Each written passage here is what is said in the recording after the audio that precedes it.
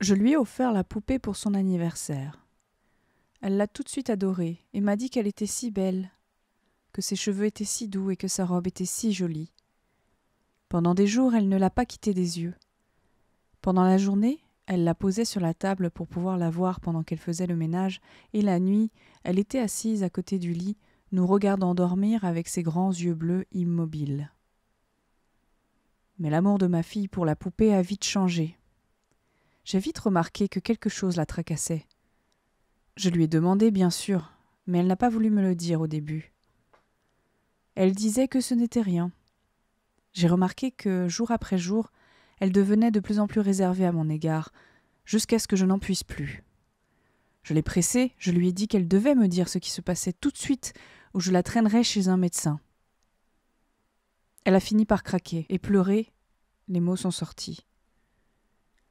Elle m'a alors dit que c'était la poupée. Elle lui faisait peur. Elle m'a dit qu'elle avait l'impression qu'elle observait constamment.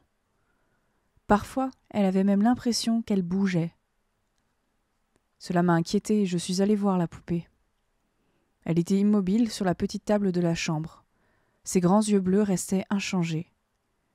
Je n'ai pas pu m'empêcher de pousser un petit soupir de soulagement. Bien sûr qu'elle ne bouge pas, c'est impossible. J'allais me détourner, mais j'ai vu un petit mouvement du coin de l'œil. Je me suis retournée vers la poupée, la prenant sur la table. J'ai approché mon visage de celui de la poupée et je l'ai regardé dans les yeux. Quelque chose bougeait. J'ai essayé de me concentrer, de regarder de plus près. Oui, il y a bien un mouvement, mais il ne provenait pas de l'œil lui-même.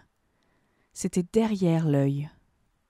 Avant que j'aie pu m'en rendre compte, l'œil a éclaté et il en est sorti au moins une dizaine d'asticots frétillants. Sous le choc, j'ai laissé tomber la poupée et j'ai reculé instinctivement. Ma fille a crié depuis l'autre pièce, me demandant ce qui se passait. Je lui ai répondu en criant de ne pas s'inquiéter. J'ai repris la poupée et j'ai essuyé les asticots avec un mouchoir en papier.